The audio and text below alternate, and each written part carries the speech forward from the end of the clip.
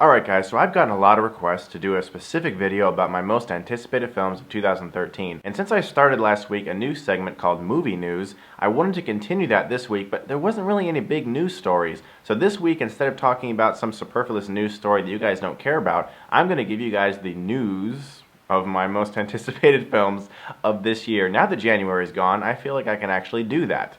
Whew. Another cool thing I want to do with this movie news segment is give a mention to a channel that I think is deserving or that you guys maybe would be interested in watching. And I'm going to try to start doing that once a week because you guys are freaking sweet. And before I get into my most anticipated films, I'm going to talk to you guys about a channel over at Cinefix. Now this channel is especially wonderful for us men or women who are attracted to other girls. I came across this channel hosted by Ariane Celeste. Now you guys may know who that is if you read Playboy magazine or have the internet like I do. I do not read Playboy magazine, but I do have the internet. Now let me explain a little bit about this show.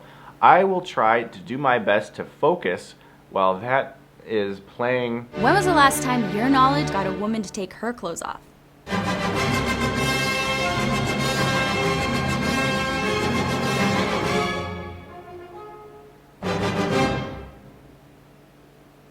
For us men or women who enjoy the female form, it is a nice show in which we can answer movie-related trivia and watch a woman reward us by removing articles of clothing. So I put an annotation for you guys to enjoy that.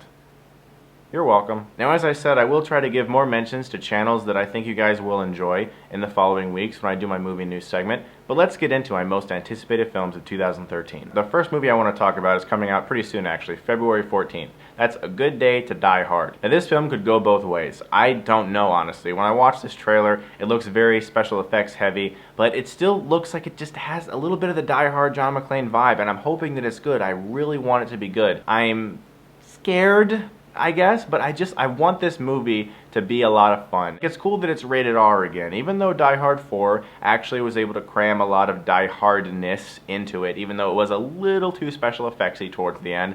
I still enjoyed that film for what it was. Die Hard 5, I'm hoping, really hoping, gives me what I want. Now on April 12th, there's a special early IMAX release of Tom Cruise's new film, Oblivion. I am really interested in this film purely because of the talent involved. Morgan Freeman's in this film. Tom Cruise obviously is one of my favorite actors. But this movie just looks really good and interesting. It looks a little bit almost Space Odyssey-ish with a little bit more entertainment value. Like it looks like there's going to be a lot of those really futuristic, realistic science fiction. Not like the big, you know, like over-the-top science fiction that are entertaining nowadays. This movie just looks intense, it looks fun, and I am excited to see what Tom Cruise has up his sleeve for this film. Now on April 26th, this is a film that I can't even believe I'm saying is on my list simply because of the director. This director is Michael Bay, and this film is Pain and Gain. It looks kind of fun. It looks like the kind of movie that I would love Michael Bay to stay with, of course. He decided to make a second Transformers trilogy.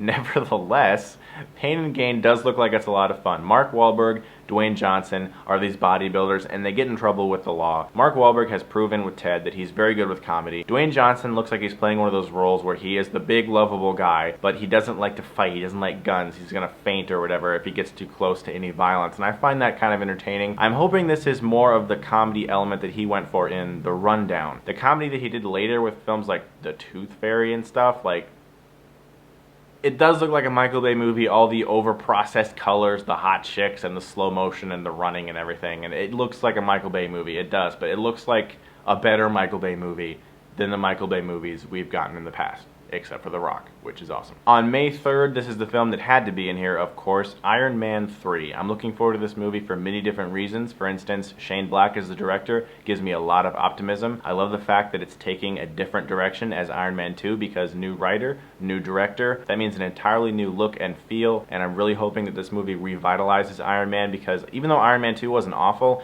it just wasn't as good as the first one, and this series definitely needs a kick. It needs a kickstart, and I'm really hoping that Iron Man 3 is that needed jump that this series needs. I'm excited to see what Ben Kingsley does as the Mandarin. I'm excited to see if War Machine can actually be interesting in this one. I'm excited to see that cocky superhero brought more down to level like he was in the Avengers, and I'd like to see that even more. On May 10th is a film that I was already looking forward to for last year, but it was pushed back, The Great Gatsby.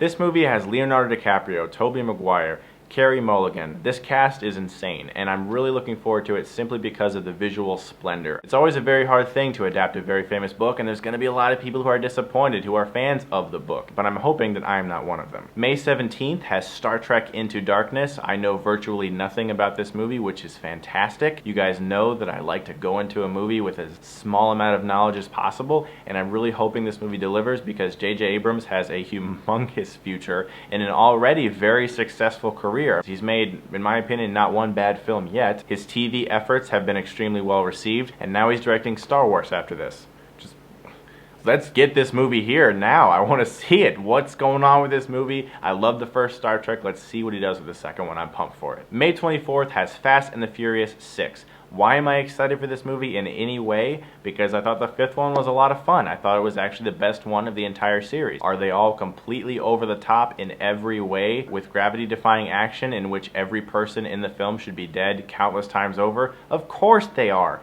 That's what these movies are about. The first four were kind of to me, but the fifth one was just so different. It was like a great injection of summer fuel, and it got you all pumped and ready for the summer, and I'm hoping that Fast 6 does the exact same thing. Now on June 7th comes a film that I am not confident about, but I am extremely curious to see, and I am just hoping that it is good. That is M. Night Shyamalan's After Earth. Obviously, the man has lost a step. He started out incredibly. He is honestly probably the reason I'm even talking to you guys right now on this channel. His first few films really inspired me and actually got me into filmmaking and made me love filmmaking and film criticism. And for that, I owe him quite a bit. But the last few films he's made have been pretty awful. I'm really, truly hoping that After Earth is not like that. I just want to see if it can be good, and I hope it is, Shyamalan. I got faith in you, man. I know you can make a good movie. Let's do it. June 14th, one of my top anticipated films of the year is Man of Steel. I need a good Superman movie. We need a good Superman movie. There hasn't been one in a while, and I'm really hoping that this is the one with Zack Snyder at the helm, and it looks like he's really kind of reining himself in. Christopher Nolan's involved with this film, that definitely helps, and I'm truly hoping this is the Superman movie that I've been waiting for a while. I'm also extremely excited to see what Hans Zimmer does with the Superman score, since it's not going to be the Superman theme, because following up John Williams' Superman theme is like God made a mountain, and then he's like, here's a pebble, make a mountain, and you're like, thanks. That theme is incredible, and I just want to see what Hans Zimmer does, because he did an incredible job with the Batman theme, and I want to see what else this guy can do. Now on July 12th is a film that I'm also very curious about, but I'm not terribly excited yet. I need to see more, but I am very curious about Pacific Rim. Guillermo del Toro is directing this film. It's basically like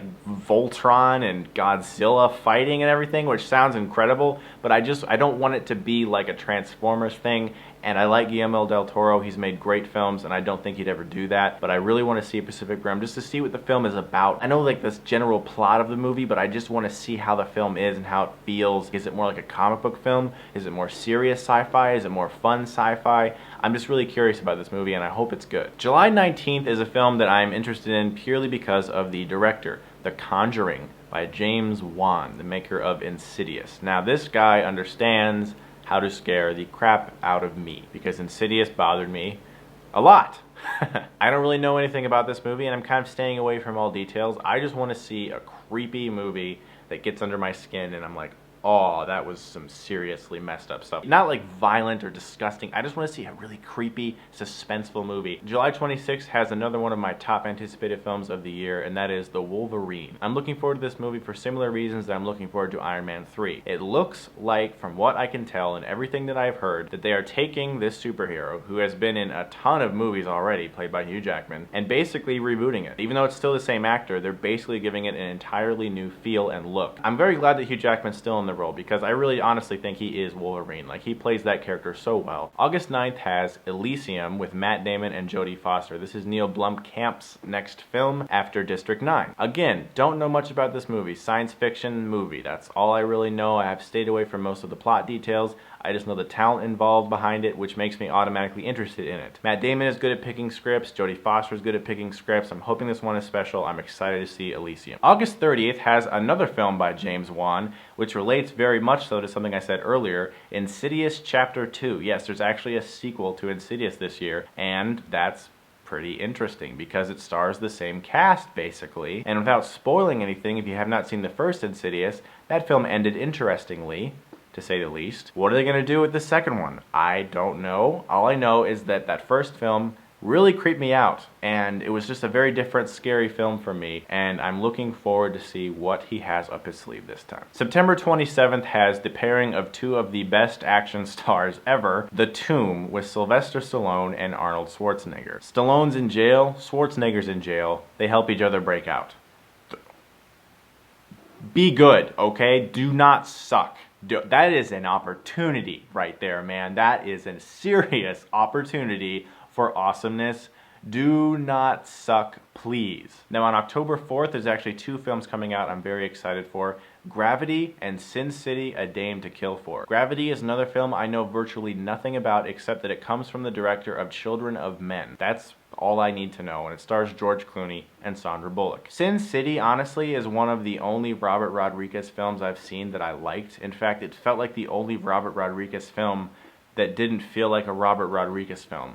You know what I mean? It was extremely good and very stylish, and I'm hoping that Sin City 2 picks up right where the film left off in a very good way, and I'm really looking forward to seeing it. October 25th is Edgar Wright's new film, The World's End. This also has Simon Pegg and Nick Frost, Martin Freeman as well, and Rosamund Pike. Edgar Wright is a fantastic director. He has not made a bad film, and all of his films are so quirky and so entertaining and so stylishly directed. Shaun of the Dead was incredibly good. Hot Fuzz was incredibly good. Scott Pilgrim was incredibly good. If this film's not incredibly good, it'll be weird, because they're all incredibly good. On November 8th, we have Thor: The Dark World. Now, I'm looking forward to this simply for one reason.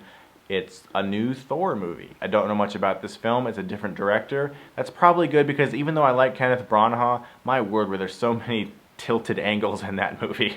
I'm hoping there's a little bit less of that in this next one. I really like Chris Hemsworth as Thor. He is Thor to me now. He did a great job in the Avengers and Thor, and I'm looking forward to see what this movie has in store for us. And November 22nd is another film that I'm not terribly pumped for, simply because the first film, while good, I just thought it could have been a lot better, but I am excited to see if they can make the series go in a different direction because the director is changing. Hunger Games: Catching Fire. First Hunger Games film was good, did not think it was great though. I wanted more out of it. I'm hoping that the second one gives me what I need. Jennifer Lawrence is a very good actress. I'm still not really a big fan of Josh Hutcherson, and I'm hoping that this film can bring me what I need for the Hunger Games movies. December 13th has The Hobbit: Desolation of Smaug Part 2 in this trilogy. As you guys know, I enjoyed the first Hobbit. I wanted to enjoy it more, and I'm hoping that the second one is a little bit more condensed, not so much stretching out of stuff that's not necessarily in the book and not defining every single detail. I'm also hoping it's not in 48 frames per second, but I'm hoping that the second one blows my mind. I really do. I really want The Hobbit 2 to blow my mind. Now on December 20th, if you want to ask me what is my favorite Will Ferrell comedy, I would say Zoolander, but since he's not the main star of that film, I'm gonna say Anchorman, because Anchorman has literally endless quotable lines, and I'm looking forward to Anchorman 2. I'm hoping this film is as hilarious as the first one. I'm hoping that it's not like, wow, we found something good here, people like, let's just cash in on it. I'm truly hoping it's good. I don't understand why it's being released December 20th. It seems like an odd time for it. I'm just hoping that it is funny. That's all I want. And on December 25th, we have two films I'm really interested in seeing. 47 Ronin is a samurai film starring Keanu Reeves. Now wait. Okay. 47 Ronin is a samurai film starring Keanu Reeves. Everything I've heard about it, despite the fact that it's been pushed back a lot, seems really interesting to me, because if a film is bad, you do not push it back to Christmas Day. That's not what you push it back to like January or something. And I like Keanu Reeves, even though he's not like the greatest actor alive, obviously. He's still Keanu Reeves, and he's freaking awesome. I mean, come on. I love that guy. Point Break, Speed, Bill and Ted, The Matrix. Let's do it, Keanu Reeves. Make a good samurai movie, please. Whoa, dude. And lastly, on the same date, December 25th, is Jack Ryan, the new reboot of the character of Jack Ryan, played by Chris Pine, also stars Kevin Costner. Once again, know nothing about the movie, simply interested because of the talent involved, because all the previous incarnations of him, whether he was Alec Baldwin in Hunt for Red October, Harrison Ford in Patriot Games or Clear and Present Danger, or Ben Affleck in The Sum of All Fears, was not that great, but the other three were really good, and I'm hoping that it's more like those other three. Now, as you guys know, I've already seen The Place Beyond the Pines. Terrific film. It's coming out in March. Can't wait for you guys to see it. That's why I didn't mention it in this video. However, my most anticipated film of the year I have not yet mentioned, simply because it does not have an official release date yet, but to my knowledge it is coming out in 2013, and that is Nicholas Winding Refn's Only God Forgives, starring Ryan Gosling. I'm obviously excited for this movie because it comes from the director of Drive and has the exact same star as Drive. Please be incredibly good. I'm just so excited to see this movie. There's actually a 20-second teaser clip that was kind of leaked online. It's not even in HD quality. It is available on YouTube. The film looks incredible. Just from those 20 seconds, it looks, when I say look, I mean it really honestly looks aesthetically amazing, and I'm hoping that the entire film is just as good as Drive was, if not better. That is my most anticipated film of the year, and it's killing me that I don't know what the release date is. Nevertheless, I appreciate you guys watching this list, and as always, if you like this, then you can click right here and get Stuckmanized.